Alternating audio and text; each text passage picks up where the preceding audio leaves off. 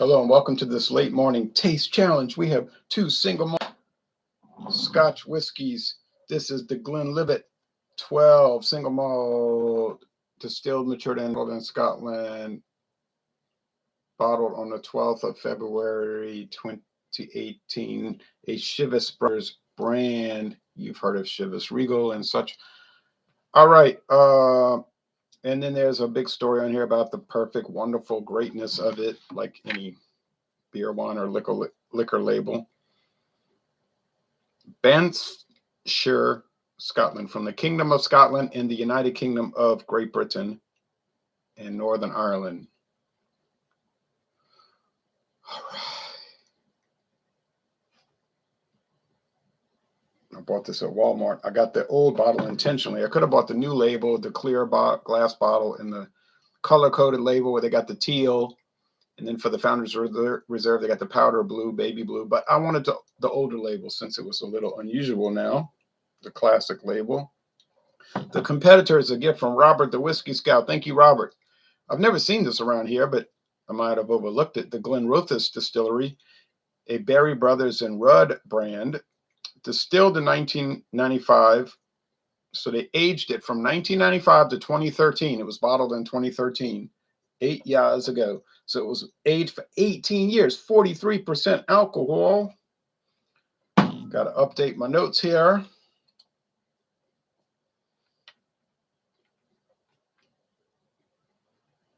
The Glenlivet is 40% alcohol, 40% alcohol. And the Glenrothes is 43% alcohol. I watch some beer reviews mainly, or liquor reviews too, and they'd be like alcohol. And I say to myself, alcohol would be ACKOHOWL, alcohol, whatever, alcohol, or like a hall, HAUL, ACKA, ACKA hyphen HAUL, alcohol, like U-Haul. But we got strange dialectics, strange dialects here. The Glenrothes, established in 1879. 1879, now owned by somebody else, but that's so common today. And if you said to yourself, I'm never going to drink a whiskey that's been bought out, you wouldn't be drinking too many. Okay, you'd be kind of limited. Speyside, they're both Speysides, meaning mild, bready. If you want to say bland. Single malt Scotch whiskey, red fruits, butterscotch, citrus, and spice. They pick up stuff I can't pick up. Phew. Checked on October 26, 95. Approved on September 6, 2010. St. James Street, London. That's the headquarters. Most of these Scotch companies, they're not headquartered in Scotland. They're headquartered in England. Some are headquartered in Nippon. Nippongo, meaning Japan in Chinese. Nippongo. They got some Japanese companies own Scotch companies and Thailandese. I think a Thai company, right, owns Inverhouse Distilling. There's the pure cork. That's a big hunk of cork. It's not some particle board. It's a wooden cap. Ain't it pretty? Robert said he got a good deal on this, and I'm glad because I bet it would have cost a fortune otherwise. So I don't have any experience with Glenrothes aside from this bottle. I didn't think it was like totally great and fantastic, even though it's aged 18 years. And like he says, he didn't give it to me so that I could just say, oh, yeah, it's great because I got it as a gift. He said, no. He gave it to me as a gift and for me to give an honest assessment. Well, let's talk about the Glenlivet 12. I can't sit here talking about Travel and Brews says proper cork. Right, and here's another proper cork. Pure hunk of cork, not press board, particle board cork. I can't brag too much on the Glenlivet. Now, I gave it a high score when I did a solo review, but solo is solo. You say, well, yeah, it's by itself. Right. But when I put the Glenlivet into taste challenges, it has failed so terribly bad. It has lost every taste challenge, and I couldn't even tell it apart from the inferior competitors. You want to know the truth? I don't think that's a good sign. I do not think that is a good sign at all. It's costing more than all the other competitors so far, and it's losing. Now, the Glenrothes is darker. It ought to be. It's age 8 years. 18 years, excuse me, 18 years. This is aged 12. So got a 6-year age difference. It ought to be darker. But you say, yeah, but that wood, you're only going to get the darkness from if it's charred oak. And then it's like a tea bag. After a while, it doesn't impart any tanning, any color to the whiskey. Yes, that's true. But it is darker. Do they add color in this? I do not know.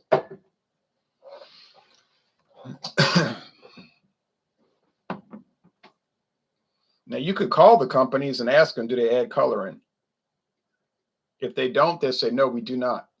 If they do add color in, they'll give you an answer like, here at the Glenlivet, we strive to produce the best whiskey in the world and blah, blah, blah. And if they, in other words, if they give an evasive answer, then they do.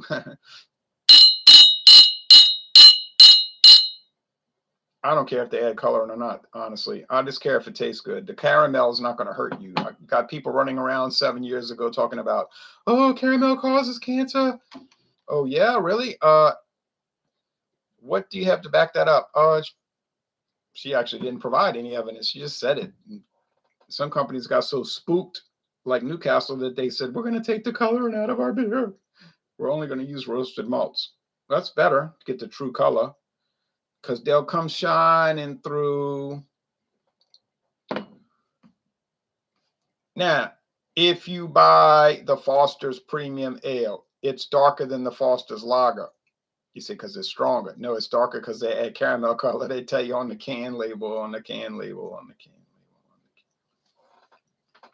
on the can. 1995 was a good year.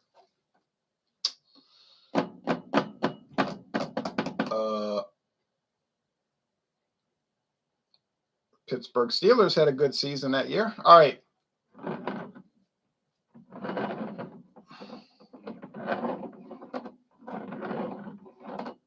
They won the Super Bowl in January or February, I can't remember, 96 for the 95 season. That was a close game. That was an exciting game. Usually the Super Bowl is so boring you fall asleep. It's such a mismatch and terrible and horrible and not to mention rotten. But occasionally you'll get a good Super Bowl game, like in the 1999 season, year 2000. But for 99, when a guy was going for a touchdown and got stopped, like literally reaching out for the goal line, about a foot short. Great ending. And my aunt and uncle over, and they were just talking, talking like endlessly the whole first half. Well, I like to talk to them. They're nice to talk to. But they just were like interfering with the game, because the game was like 13-13 or something for the most part. And I was like, man, that's why I don't like to get together for Super Bowl parties, because you can't watch the game. People want to just be talking to you.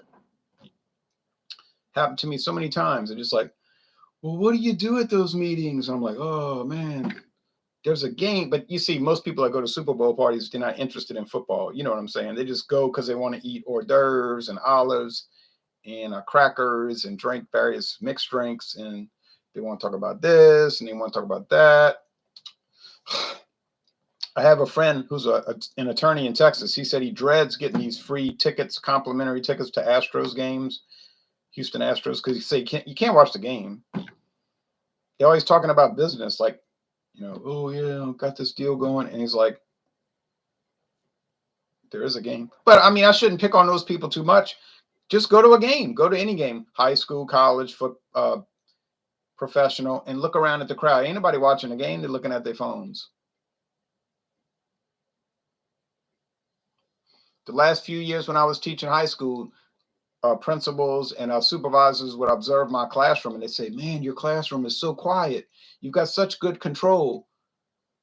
And I would tell them, no, It's just that they're all on their phones. They're not paying any attention to me. Well, they're doing Facebook, or even back then it was like MySpace. So they're not paying attention. But I'm entertaining myself. I like learning about history. They go to socialize, not to watch the game. Boy, you got that right. Nuki Brun, though, is a shadow of its former self. Either recipe changes with new owners, or the caramel imparted some additional flavor alongside the color. I don't know. I tried Nuki Brun from 96. I guess it was 96 all the way up to when they changed it. I didn't really notice any difference. I like those Newcastle collaboration beers that they were coming out with which were ill-fated and went nowhere. They were like distiller, what they say, like Brewmaster Series #1. Well, there was never a #2. Caledonian in Scotland teaming up with Newcastle and merry old England, and they made an India Pale Ale, a Pale Ale, like a ESB. They had the Newcastle Werewolf, that blood red beer for like Halloween season. They had the Newcastle Cabby, that black ale. It was really dark brown. And all these exciting beers. But it was only one little problem. Apparently, I was the only one on earth that was excited about them, and they didn't sell. Well, the craft beer people weren't going to drink them. Oh, that's a macro beer. I'll never try it. Well, how do you know it's bad? You never tried it. Oh, well, I don't drink bought out beers. Oh yeah, what'd you do when Bourbon County got bought out? Oh, I never drink it again. Okay, so anyway, Newcastle, they did some fabulous stuff 10 years ago, 9 years ago, 8 years ago. Then things went downhill, and they started doing the revitalized one for Lagunitas over here in Chicago and in California. And I like the updated Newcastle. I like it. I did a blind taste test on my friend David. He couldn't guess it at first. I think he got it later, but then he was aggravated. He was like, they changed it. So yeah, they changed it. They made a Lagunitas California cool version. All right. Now I'm going to be able to tell these apart. Well, I can see that this is the Glenrothes because it's darker. Yeah, the other Scotch. All right, so we gotta be careful. Got to be careful because I don't want to cheat. I don't do these cheating. Glenlivet, you think is going to win? I'm assuming based off of your intro, you perhaps expect the Glenrothes to beat the Glenlivet. Well, considering it's lost all the other taste challenges, lost to Tomatin. Well, okay, so it lost to Glenlivet Founders Reserve, lost to Tomatin, lost to Glenmoray, Glenmoray Eel, Glenmoray Klein. So if it keeps losing, why would I expect it to win? Guess what? I wouldn't. I was shocked, though. I was really shocked because people always are talking about the Glenlivet. The Glenlivet did this. The Glenlivet did that. So I said, yeah, sure. But I made it all up. It was all lies. I made it all up, But wait a minute. I was in the olive oil business with his father, but that was a long time ago. It was very shocking, stunning, surprising, and not to mention unexpected that the Glenlivet would lose so miserably bad. But now it has one last chance to get a booby prize, a consolation prize, because we're closing out single malt Scotch whiskey at the time, because that's all I've got. My portfolio is small. I've got the Glenlivet Founders Reserve, the Glenlivet 12, the Tomatin, the Glenmoray, and the Glenrothes. Those 5. That's it. Now we got the blended whiskeys coming up. We got the blended Scotch whiskeys coming up starting Thursday morning. I got Dewar's white label, the original, although it's really not the same as they claim it is from 1899 because it's lower proof and it's not aged 6 years. I don't believe like it used to say, but whatever. That's going to go up against the Dewar's 12-year first. Could be closer than we think. And then we got all these other blended scotches that I have. And I got a lot of them. Oh, no. Oh, believe you me. I have so many blended scotches. Some are great, like the Buchanan's 12-year. Oh, that's going to kill Dewar's 12, I think. The Dewar's 12 year is a true winner. Well, we're going to see about that. I got other things to say about that, but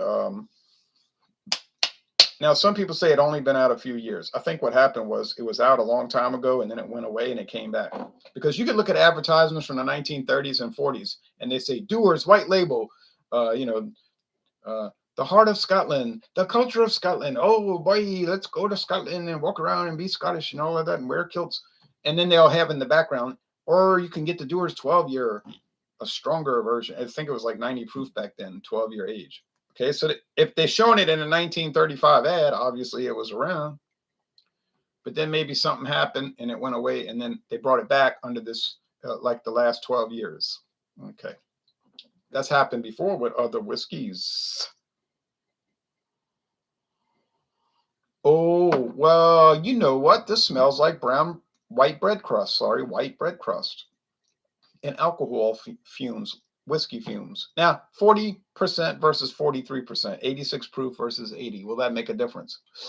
It should. It should. It may not. It should, but it may not. You say, yeah, but it's a 6-year age difference, 18-year age versus 12, and you got a higher proof. It should be a clear-cut thing. It should be a clear-cut thing, but it may not be. We're gonna see. That's why they call it a blind taste test, a blind taste challenge. Does it smell good? Yeah. Okay, let's talk about nut oil and all these fancy fruits they're talking about on their website.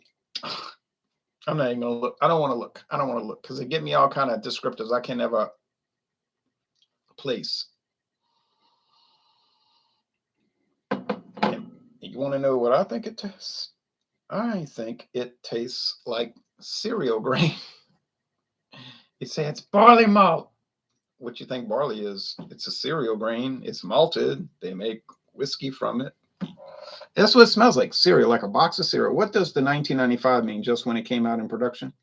Right. It was distilled in 95 and put in a barrel and aged for 18 years. And in 2013, they took it out the barrel and they bottled it and sold it. And the Whiskey Scout got a hold of it. And he gave me one. And that was a great gift. Okay. This smells like cereal grain. It smells like a box of cereal. You say, oh, this is the worst channel. Oh, you always say these things smell like cereal grain. Well, they're cereal grain. That's what they smell like. Corn, rice, barley, rye. That's what those are. It's a multigrain. These are a single grain, but you can get multigrain.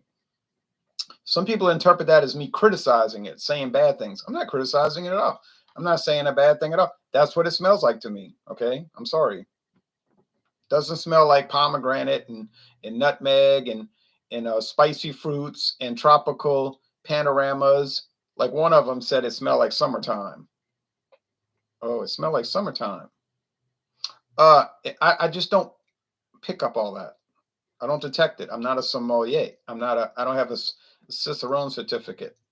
I've never even stayed at a Holiday Inn Express at one night. I've always stayed at like Super 8. So I don't know. I don't know about these things. You say, well, you stayed at Ramada when you went to Baltimore. I did.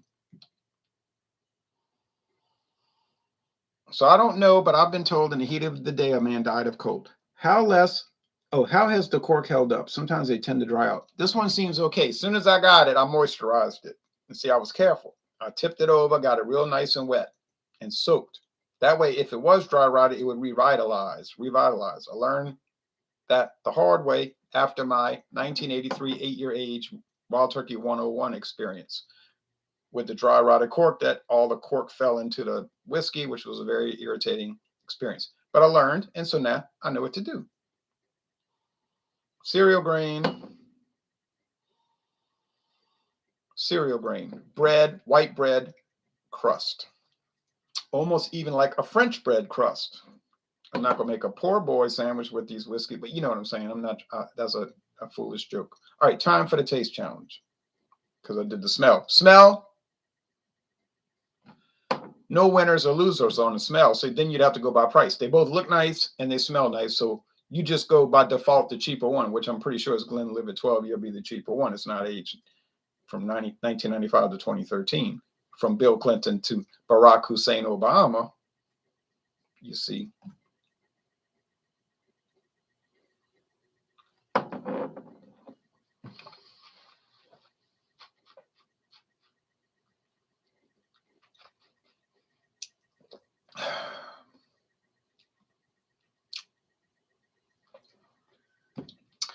All right.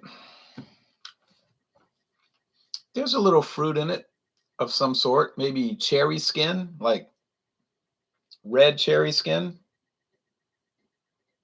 There's wood, like oak, not charred oak, just like oak. Oh, let's go put some oak logs on the fire. You got sidetracked for 20 minutes before taking a sip. I wasn't sidetracked. I was just building up to the excitement.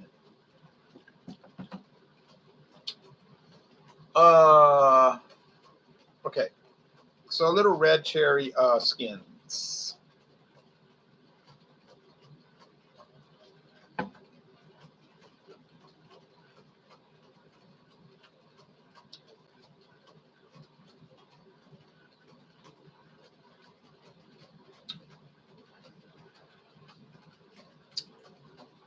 Oh.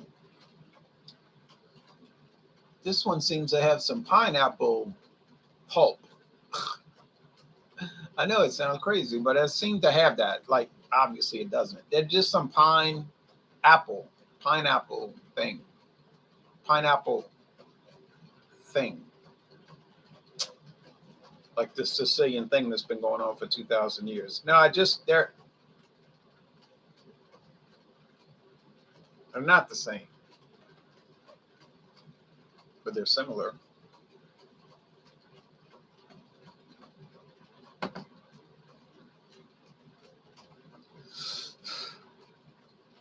More wood, more wood, more wood. Oh, but it's really interesting that the wood is coming through. Now, remember when I did the Glenlivet before and other taste challenge, I didn't say wood one time.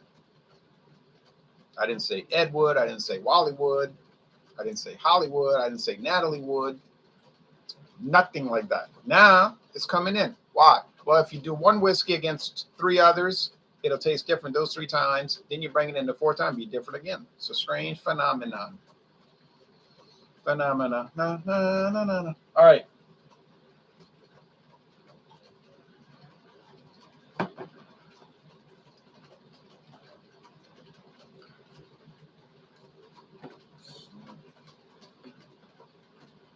It seemed milder in the mouthfeel and the body, more than mouth in the body, and less wood. Ooh. I bet you that's the Glenlivet. What type of wood are you picking up? Oh, like oak. Just oak. They usually use oak. Are they required to use oak? Certainly not. I bought that craft corn whiskey from New England, from Berkshire Mountain Distillery, and it was aged in oak and cherry wood. Oh, I loved it. I loved it. And it was so cheap. Normally it's expensive, but they had it at international market for $8.99. Why wouldn't I buy it? Of course I was going to buy it. $8.99 for like a $59 whiskey, something like that. Oh, my friend David was criticizing that thing up and down and side to side. I said, what is the problem? It tastes good. Like, what are you talking about? He said, I don't like that cherry wood. They ruined it putting that cherry. It tastes like cherry. I said, no, man, it doesn't taste like cherry, really. But he didn't like it. And I went to his house, and he still got that bottle on the shelf. He took that 1 or 2 sips of it. I said, how long are you going to keep that, like forever, to the end of the world? And he said, oh, I guess you want me to give it to you. I said, no, I'm not implying that. You know, I'm not making an implication that I want him to give me that bottle. No, I want him to drink it. I hate to see people waste stuff. It just bothers me. It's like, I didn't pay for it, so I don't really care.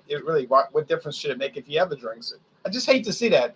It just drives me cuckoo that people got this huge array, this panorama of whiskey. And I mean, it's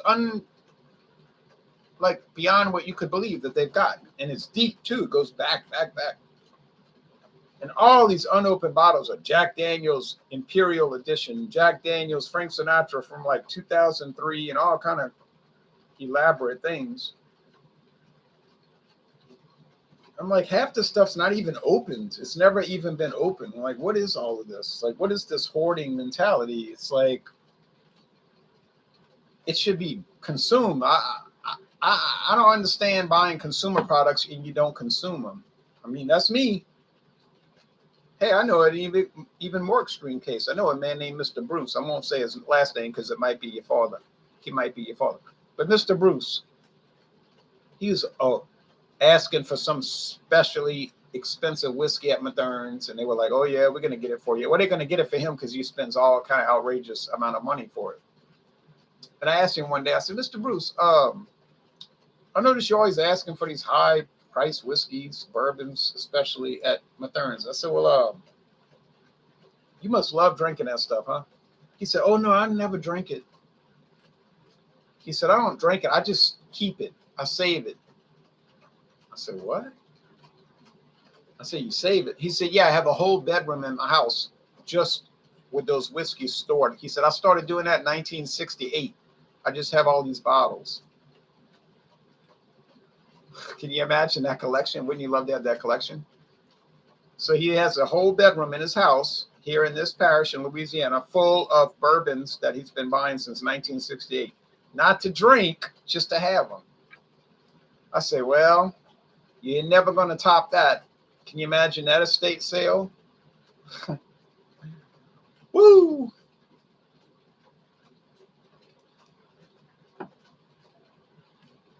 I am the same way, especially with groceries. My kids know not to waste food or beverages, says Kevin.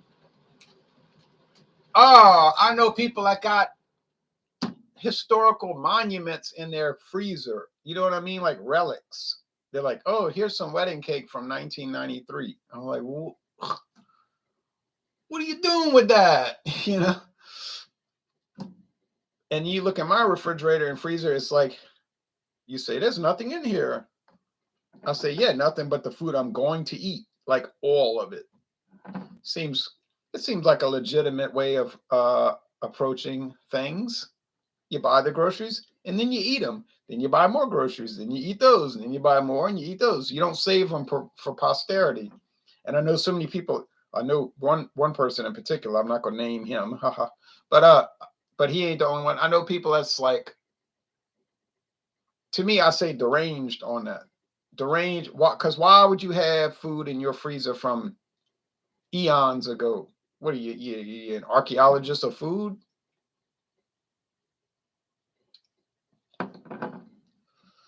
Um, these taste really good, but this one, they both. It's funny, they're bringing out really great attributes in each other. They're playing off each other so well. The Glenlivet did so poorly in the first challenges. It was embarrassing, really. I felt shame because I was like, people are going to make fun of me because I'm saying that the Glenlivet is losing. It's supposed to be winning, but it wasn't. But in this case, it's like each single malt Scotch is exemplifying the good qualities in the opposite one. Well, that's a good benefit. A lot of sugar, so they seem so incredibly sweet. I always say that. Whiskey to me tastes like candy, rock candy, sugar. And that seems bizarre. But both of these taste like really intensely sugary, sweet rock candy. Big top candy mountain.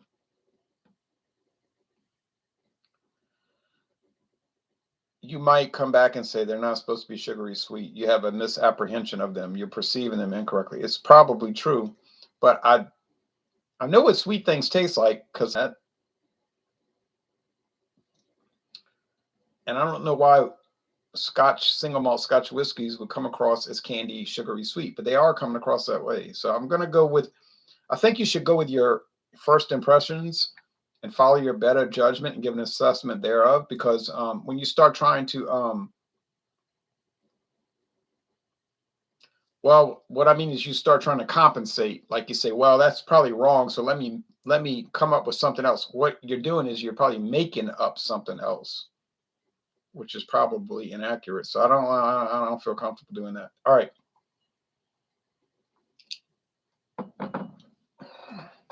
Okay, I read that comment. So very nice. That's an A. What I'm tasting there right now. See, I can only taste things right now at the present time. The things I tasted yesterday were at a previous time, which I'm not going to go back to because I can't, nor do I have any desire to do that. So at this present moment of recording, that one tastes really nice, and it's a solid A. It's an A. It's the most excellent whiskey. It's worth all the money you pay for it. Okay, now let's finalize here.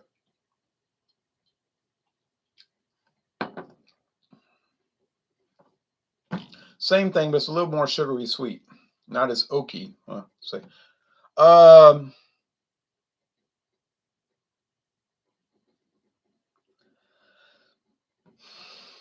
think that they're really kind of even. Like, I can't honestly say one is better than the other, and that could seem like an insult to the Glenrothes. It is age 18 years after all. This particular one, which is no longer listed on their website, I might add. But I just, in my experiential thing happening right now, I don't think there's a whole lot of difference. There is difference, without a shadow of a doubt, but there's not a whole lot of difference. So if you could get either one of these for the same price, I say buy one or the other, or buy both. The optimum proposition would be to buy both. Chances are you're not going to ever see the Glenrothes 1995, so it's a moot point. But you might. I mean, I run across some odd things, let me tell you. Very odd. So it's within the realm of possibility. But that being said, I'm not very confident at all to distinguish one from the other, which means that we're going to give the win to Glenlivet 12 by virtue of price point. Because I know as well as you do that the Glenlivet 12 is not going to be as expensive as the Glenrothes 18-year age 1995 barrel, distilled edition, bottled in 2013. So you're paying probably at least $20 more for the Glenrothes, but you might be getting $1 better quality. $1 better, So would I drink both? Sure would. Would I recommend both? Without a doubt. Would I enjoy both? You know it. Would I go back to both? I am going to go back to both. That's my intention, at least, to do other single malts. So they're fine. They're nice. Are they like really extraordinary that change your whole mindset about whiskey and, oh, you got to try it. You got to try it. I wouldn't say that.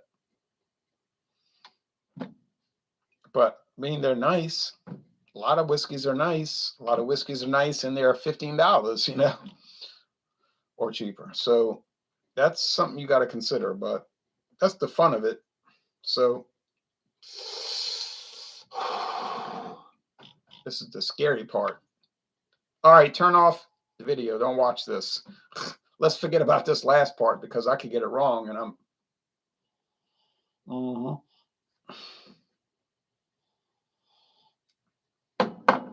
I think this one smells a little brighter. I think it had a brighter taste, like a more upbeat taste, which is probably the Glenrothes. So more of a, it's hard to communicate that, upbeat product. So I'm going to go with the Glenrothes. I mean, the Glenlivet here. I think this is the Glenlivet. Been wrong so far. So, it's the Glenrothes. So Glenlivet continues to confound me, confuse me, discombobulate me, and otherwise perplex me. I can't explain it. I never would have expected it. I thought Glenlivet 12, that's like the everyday run-of-the-mill, everybody can get it, single malt Scotch, the Budweiser of single malt. All right. quality control across the board, quality assurance par excellence.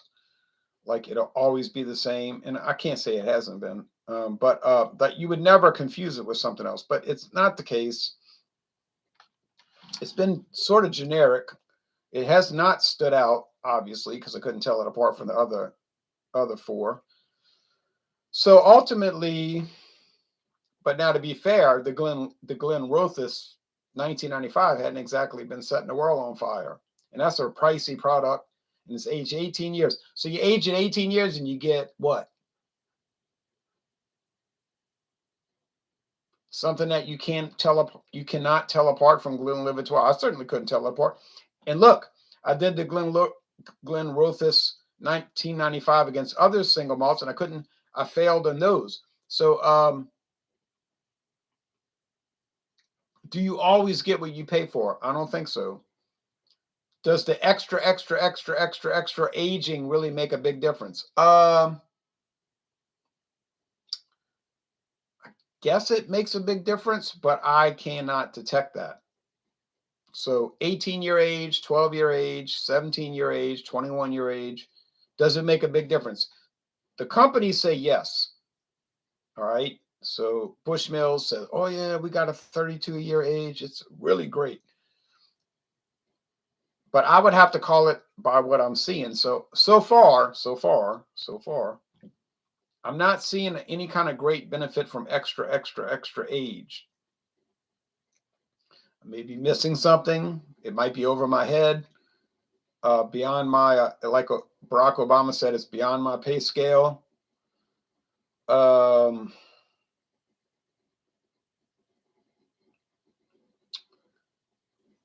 But it's a little confusing. All right, last comments. I'm looking forward to picking up some Canadian whiskey this weekend. Canadian whiskey. What are you thinking about picking up? If you're still on, Kevin, because I have some pretty exciting Canadian whiskeys coming up. Well, they're exciting to me. So yeah, I'm a big Canadian whiskey fan. I love Canadian whiskey. People say that's going to get you kicked out right there. You're no longer part of the whiskey drinking community because you said it. You can't delete it. I mean, I could delete it, but they probably already screen saved it. You said it. You love Canadian whiskey. All right. I'm curious what you bought because I have so many interesting ones coming up. But this single malt thing has been tough as nails. I can't pin it down. I probably have a cheap palate, but for me, Budweiser. Oh, I'm sorry. I'm not wearing my glasses. But for me, between 4 and 8 years of aging seems to be smooth and nice enough for me. Yeah, I've tried some 12 years, some 18 years age, and they're not like really doing that great. I'm going to pick something I haven't tried before, not sure yet. Okay, so you're going to buy some Canadian whiskey, you just don't know which. Oh, y'all, to close out this year, 2021, the year of National Socialism. But that's all right, because you just love bowing down to your masters. You know you want to serve your master in the formerly free United States of America. Used to be a free country, so to speak. Now it is obviously not. And I think we all realize that. But living in a dictatorship is a drag. But anyway,